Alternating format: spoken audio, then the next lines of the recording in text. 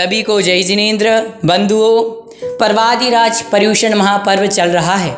ऐसे पावन पुनीत अवसर पर हम सभी लोग सुगंध दशमी के इस पावन पर्व पर इस सुगंध दशमी व्रत की कथा के बारे में जानेंगे।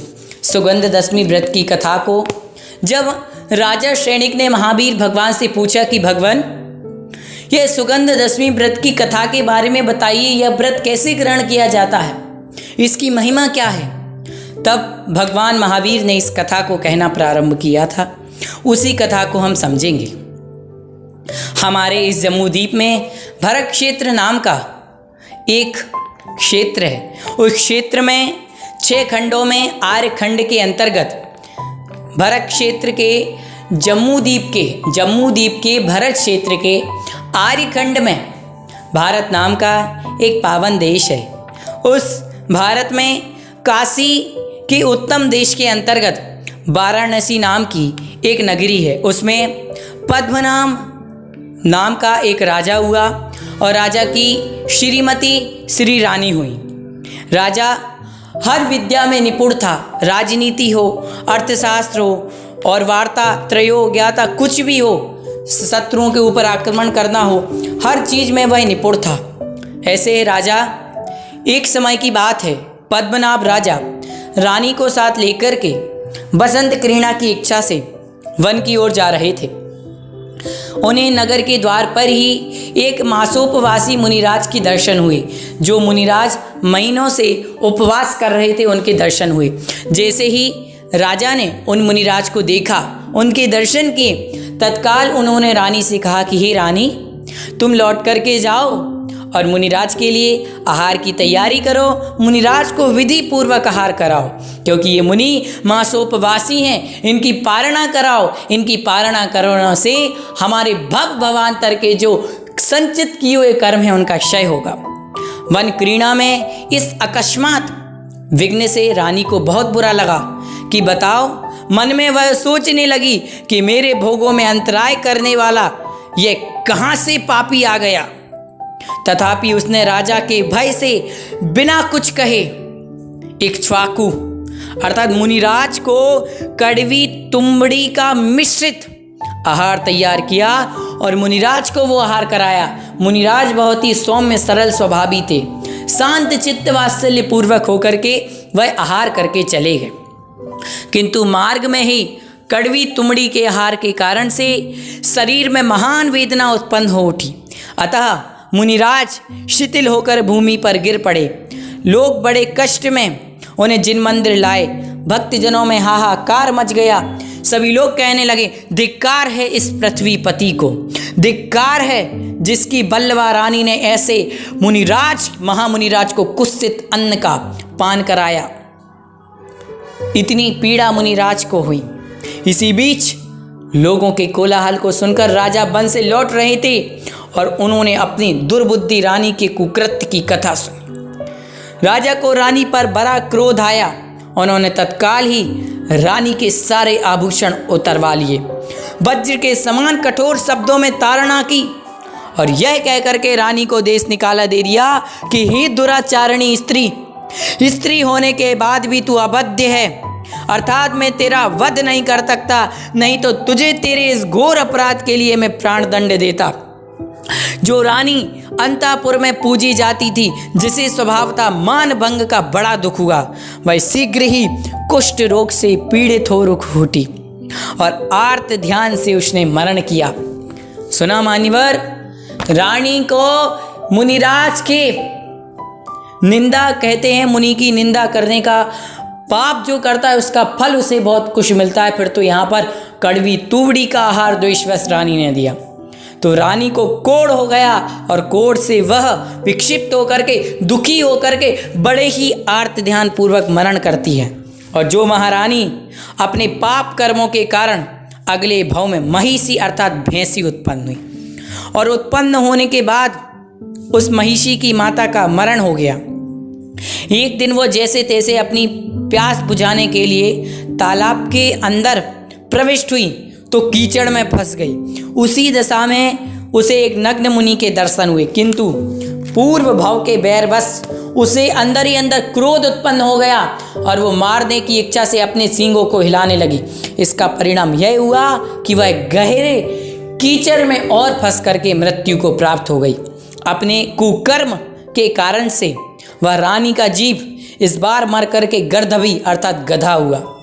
एक बार अनार्यों की दुर्लभ मुनिराज चरिया जा रहे थे, मतलब वो गर्दभी के जब जीव था, महारानी का जो जीव था वो गर्दभी की अवस्था में था, तब एक मुनिराज जा रहे थे। तो उस गर्दभी ने मुनिराज को रेंगते हुए अपनी पिछली लातों से चोट पहुंचाई। यह पापिन गर्दभी मरकर अब की बार शुक्री हुई, बिष्टा खाती फिरने लगी। इसके पीछे कुत्ते लगे, भूख प्यास से पीड़ित रहती थी। इसकी माता पहले ही मर चुकी थी और महान दुख भोगते हुए शुक्री का भी मरण हुआ। शुक्री की पर्याय से निकलकर रानी का जीव सांभरी हुआ, फिर मर करके एक चांडाल के दुष्ट गर्भ में आया। उत्पन्न होते हुई उसकी माता की मृत्यु हो गई। इसके पिता भी इसी समय मर गए। इसके मुख में 1 योजन तक फैलने वाली महादुर्गंध निकलती थी। इस विपत्ति के कारण इसके बंधुओं ने इसका परित्याग कर दिया, घर वालों ने परित्याग कर दिया। अब वह बंग जंगलों में गई और ऊमर आदि फलों का भक्षण करती वन में रहने लगी। देवयोग से एक दिन शिष्य सहित एक महादिगंबर मुनि वहां से निकले। मुनिराज ने इसे देखा। शिष्य ने इसकी दुर्गंध पाकर के पूछा, हे महामुनि, यह अत्यंत बुरी दुर्गंध कहाँ से आ रही है? तब मुनिराज ने बताया, हे साधो, यह जो चांडाल बालिका दिखाई दे रही है, इसने अपने एक पूर्वभाव में मुनिराज का निरादर किया। उसी के पाप के फल को संसार की नाना नीच योनि में परिभ्रमण करते हुए अब यह चांडाल बालिका का जन्म पाया है और उसी की यह दुर्गंध फैल रही है। इस बात को सुनकर शिष्य ने अपने गुरु से पूछा, हे शास्त्र समुद्र के पारगामी नाथ, मुझे यह भी बतलाइए कि यह चांडाल बालिका किस प्रकार संसार रूपी सागर से तर सकेगी। अपने शिष्य के प्रश्न का सुनकर निर्ग्रंथ मुनिराज बोले, हे साधु, महाघोर पाप से युक्त जीव इस जैन धर्म द्वारा शुद्ध होते हैं। हे विद्वान, तुम इस बात को जानते हुए भी मुझसे क्यों पूछ रहे हो? इस प्रकार गुरु और शिष्य के बीच प्रश्नोत्तर को उस दुर्गंधा बालिका ने सुन लिया। उसने अपनी श्रद्धा के बल से अपने द्रव्य, क्षेत्र, काल और भाव संबंधित उपार्जित कर्मों का उपशम कर लिया। इस उपशम के फल से शुभ भावना सहित मरण करके उसने उज्जैन की नगरी एक गरीब ब्राह्मण के घर उस बालिका ने जन्म ग्रहण किया। शेष कर्मों के पापों का क्षय अभी दुर्गंधा की 1 कोस तक जाती थी। उसकी दुर्गंध 1 कोस तक जाती थी। जन्म होते ही माता पिता का मरण हो गया। भूख प्यास के कष्टों से पीड़ित होने लगे। इसी समय उस नगरी में महाराज यशसेन को वनपाल ने आकर खबर दी कि उद्यान में महामुनि का संग आगमन हुआ। 100 महामुनियों के संग सहित विराजमान दुर्गति का नाश करने के लिए सुदर्शक नामक मुनिराज को नमस्कार करने के निमित्त राजा अपने महल से निकले। उनके पीछे महादेवी, पदधारक, वसंत तिलका आदि प्रमुख सखियों के साथ अंतापुर सहित चल पड़ी। जब वे उद्यान पहुँचे, राजा अपने हाथी से नीचे उतरे और कुछ चुने हुए मात्र साथियों को लेकर मुनिराज के समीप पहुँचे। मुनिराज की 3 प्रदक्षिणा की और नमस्कार करके उनके सम्मुख बैठ गए। उस समय दुर्गंधा बालिका घास, लकड़ी का गट्ठा लिए हुए वहां से जा रही थी। उद्यान में लोगों का मेला देखकर घास का गट्ठा सिर से उतारकर उसने सोचा कि देखते हैं कौन आया है। उसने देखा तो मुनिराज थे और मुनिराज के मुख से धर्म और अधर्म के अच्छे और बुरे फलों का उपदेश सुना। इस उपदेश को सुनकर लगातार शुभ ध्यान पूर्वक सुनते सुनते उसे जाति स्मरण हो गया, जिससे उसने जान लिया कि किस पाप कर्म के फल से रानी की पर्याय से च्युत होकर दुर्गंधा के दुख भोगने पड़े। यह सोचकर वो मूर्छित हो पड़ी, भूमि पर गिर पड़ी। राजा ने शीतोपचार कराकर सचेत किया। उससे पूछा, हे पुत्री, क्या कारण है जो तुम यहाँ मूर्छित हो पड़ी? राजा के पूछने पर दुर्गंधा ने अपने पूर्व भाव का वृतांत बताया। वह बोली, हे देव, मैं पूर्व जन्म में राजा की प्यारी श्रीमती नाम की रानी थी। मैंने दुष्ट भाव से मुनिराज को कुत्सित अन्न का भोजन कराकर संताप पहुंचाया। उसी के फल स्वरूप मर करके मैं विभिन्न पर्यायों में जाकर के अब मैं दुर्गंधा हुई हूँ। दुर्गंधा की इस बात को सुनकर मुनिराज ने पूछा, हे साधु, क्या दुर्गंधा की कही हुई बातें सत्य हैं? दुर्गंधा की बातें सुनकर के राजा ने मुनिवर से पूछा कि हे मुनिवर, इस पुत्री की बातें कही हुई सत्य हैं? मुनिराज ने उत्तर दिया, राजन, जो कुछ इस बालिका ने कहा वह परम सत्य है, इसमें कुछ भी झूठ नहीं है। तब राजा ने कौतुकवश दुर्गंधा की कथा विशेष को विस्तार पूर्वक कहलवाकर उस कथा को सुनकर राजा ने फिर इस कन्या के परलोक कैसे सुधरेगा इस विषय में मुनिराज से पूछा। तो मुनिराज ने कहा, सुगंध दशमी व्रत के द्वारा इस बालिका का परलोक सुधरेगा। राजा ने पूछा, हे मुनिराज, सुगंध दशमी व्रत किस प्रकार किया जाता है?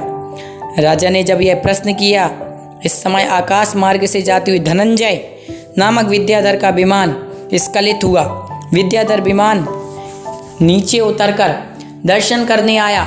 मुनिराज को नमस्कार करके स्थान पर बैठ गया और सभी दर्शक सावधान हो गए। तब काम रूपी हाथी को सिंह के समान दमन करने वाले मुनिराज के प्रश्न के उत्तर में सुगंध दशमी व्रत के पालन करने की विधि बतला रहे। मुनिराज बोले, उत्तम भाद्रपद मास के शुक्ल पक्ष की पंचमी तिथि के दिन उपवास करना चाहिए और भगवान को कुसुमांजलि चढ़ाना चाहिए। उसी प्रकार जैन मंदिरों में षष्ठी, सप्तमी, अष्टमी, नवमी, दसवीं को भी भगवान के आगे कुसुमांजलि चढ़ाना चाहिए। दसवीं को पुनः उपवास करके निम्न व्रत ग्रहण करना चाहिए।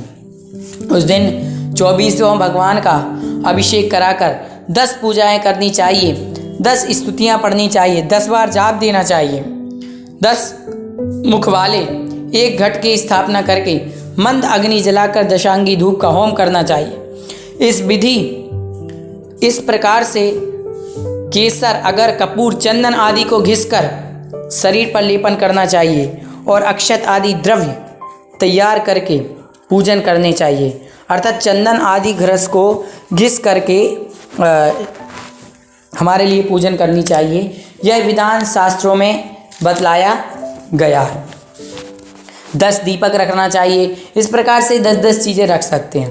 प्रतिवर्ष भाद्रपद शुक्ल पंचमी के दिन से 10वीं तक इस व्रत का पालन करते हुए जब 10 वर्ष पूर्ण हो जाएं तो व्रत का उद्यापन करके शांति विधान महाभिषेक करना चाहिए। 10 ध्वजा, 10 पताका, 10 जोड़ी चंवर, 10 तारिकाएँ, 10 धूप के घट सजाना चाहिए और बहुत ही भव्य रूप में हमें इसका उद्यापन करना चाहिए। मुनियों को शौच के लिए कमंडल, पिच्ची, संयम का साधन आदि देना चाहिए। 10 शास्त्र भेंट करना चाहिए। इस प्रकार से यह उद्यापन की विधि कही। मुनि द्वारा बताई हुई सुगंध दशमी की व्रत को सुनकर के राजा ने समस्त प्रजा को दुर्गंधा द्विज कन्या एवं अपने हित की वांछा के लिए व्रत ग्रहण किए। राजा व अन्य धार्मिक जनों ने आराधना की। इस प्रकार धर्म आचरण पूर्वक दुर्गंधा ने इस बार आर्यिकाओं के समीप समाधि मरण किया।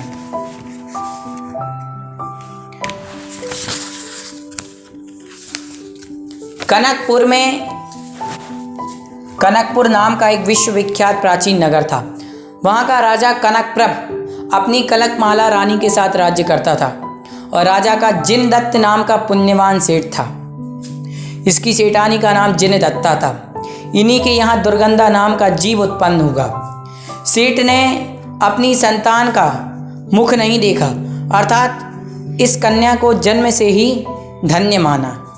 कन्या रूपी लावण्य, कांति और भाग्य सौभाग्य से परिपूर्ण थी। समस्त लक्षणों से संपन्न, अंगों से सुंदर, उसके शरीर से निकलने वाली सुगंध कपूर से भी बढ़कर थी। 10 दिशाओं को सुगंधित करती थी। ऐसी समस्त नारियों के तिलक के समान श्रेष्ठ थी। उसका नाम तिलकमती रखा गया। किंतु कन्या ने पूर्वार्जित पाप अभिशेष था, जिसके प्रताप से उसे मातृ का वियोग हो गया, माता का वियोग हो गया। पिता ने काम के वशीभूत होकर के गोवर्धनपुर के श्रीमान ऋषभदत्त की पुत्री बंधुमती से अपना विवाह करा लिया। उसके साथ तामस वृत्ति से भोग विलास करते हुए उसकी पुत्री हुई, जिसका नाम तेजमती रखा गया। नीच प्रकृति की सेठानी औरस पुत्री को स्नान, विलेपन, आभूषण, शयन आदि से खूब लाड़ पाड़ से पालने लगी और सौतेली कन्या तिलकमती को दुख देने लगी। इस प्रकार से तिलकमती कन्या को 2 दासियों के सुपुर्द कर दिया गया और आदेश दिया, तुम यत्नपूर्वक इस कन्या का पालन पोषण करो। माता के बिना बच्चों का जीवन बहुत कठिन होता है। एक दिन सेठ को आदेश मिला कि दूसरे द्वीप जाकर के रत्न खरीद कर लावे। सेठ की विदा होते ही बंधुमती सेठानी ने कहा, हे प्रिय, मुझे बहुत दूर विदेश जा रहा हूँ। बंधुमती से सेठ जी ने कहा कि हे प्रिय, मैं दूर जा रहा हूँ, है ना, राजा की आज्ञा का उल्लंघन नहीं किया जा सकता, तुम दोनों पुत्रियों का विवाह कर देना। सेठ के चले जाने पर सुगंधा की याचना करने वाले वर आने लगे, किंतु सेठानी उनका विवाह स्वीकार ना करके अपनी पुत्री तेजमती को कहती। वह याचना करके माता पिता को कहती कि देखिए, आपका पुत्र कुलीन, निरोग, विद्वान, शीलवान युवा कुल परिवार का वर है, जबकि हमारे घर की लड़की ने जन्म लेते ही अपनी माता का भक्षण कर लिया। और वो तिलकमती की बुराई करने लगे। सेठानी ने इस प्रकार तिलकमती की निंदा और तेजमती की प्रशंसा करके वरों ने तिलकमती की याचना की। सेठानी ने जब यह जान लिया कि जबरदस्ती किसी को प्रीति नहीं कराई जा सकती, तब उसने तिलकमती को ही कन्यादान करना स्वीकार कर लिया। किंतु सेठानी ने छल करना छोड़ा नहीं। उसने विवाह के लिए तिलकमती को मंडन और श्रृंगार और कन्या तेजमती का ही ठीक है। स्त्रियों की कुटिल चातुरी स्वाभाविक प्रकृति होती है। अब विवाह की सामग्री भले ही बहुमूल्य होने लगी। जब विवाह का प्रतीक्षण शुभ दिन आया, संध्या के समय सेठानी ने तिलकमती को मंगल स्नान कराया और उसे आभूषणों से सुसज्जित किया और सेठानी ने उसे शमोशरण की भूमि में लिवा गई। उसके चारों ओर 4 दीपक प्रज्वलित किए।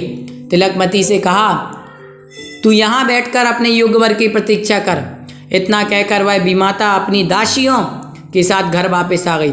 शुभ लग्न के साथ अनुमति देकर तेजमती कन्या का विवाह हुआ। उसी रात्रि महल की छत से राजा ने नगर की शोभा देख रहा था। शमशान में तिलकमती की ओर दृष्टि पड़ते ही वह मन में सोचने लगा, हृदय आरणी कोई सुर कन्या, यक्षिणी, किन्नरी, कोई योग इस पूजा में लगी हुई है अथवा कोई विद्याधरी है। शमशान में राजा जा पहुंचता, उसने कन्या से पूछा, तू कौन है, किस कार्य के लिए आई? कन्या बोली, मेरे पिता को राजा ने रत्न लाने के लिए बाहर भेजा। मुझे ऐसा जान पड़ा मेरी सौतेली माँ ने विवाह के संबंध में धोखा देकर के यहाँ मुझे बैठा दिया है, ऐसा उसने कहा। तो वह राजा कुछ सोच करके फिर कहा, हे पुत्री, तेरा वर यहाँ आएगा, ऐसा उसने बताया। अब वह राजा यह तिलकमती की बात को सुन करके कहा, तू मुझसे विवाह कर ले। इतना कहकर ओम का उच्चारण करके राजा ने उससे विवाह कर लिया। प्रातःकाल जय ही सूर्य प्रकट हुआ, राजा उठ करके प्रस्थान करने लगा। तिलकमती ने उसका आंचल पकड़ के रोक लिया। आप मुझे सर्प के समान डसकर कहाँ जाते हो? राजा ने कहा, प्रिय, मैं दिन रात्रि को तुम्हारे घर आया करूँगा। जब भी घर आऊँगा तो इतना कहकर मैं गोप हूँ, अपना परिचय देकर महल से चला जाऊँगा। शमशान की इस घटना से घर पर क्या हो रहा था सुनिए। सेठ के घर पर क्या हो रहा था वो बताते हैं। बंधुमती ने शमशान से लौटते ही लोगों को कहना प्रारंभ किया, यह पापिन विवाह के मंगल अवसर पर ना जाने कहाँ चली गई। हे धन्य, क्या तू तिलका को देखा है? स्त्रीजनों से पूछती हुई पति के सन्मुख क्या मुंह दिखाऊंगी? यह कहकर वह सबके सामने अपना छलावा प्रकट करने लगी। वह शमशान जा पहुंची। तिलकमती को देखकर सब लोगों ने सेठानी के कहने लगी, अरे कुपुत्री, तू यहाँ क्यों चली आई? और उसको गालियाँ देने लगी। सेठानी के वचन सुनकर तिलकमती ने कहा, तुम्हारी इच्छा से मैं यहाँ आकर के बैठी हूँ। एक गोप के साथ मेरा विवाह हुआ है। और उसके बाद वह घर में आ गई। राजा कनकप्रभ प्रतिदिन तिलकमती के घर आने लगा। दोनों में प्रेम अनुराग बढ़ने लगा। एक दिन बंधुमती ने सेठ जी ने तिलकमती के संदर्भ में कहा, अरे मूढ़, अपने पिंडार पति से जब तेरे घर आवे तो अच्छी 2 बुहारी मांग। तिलकमती ने वैसा ही किया।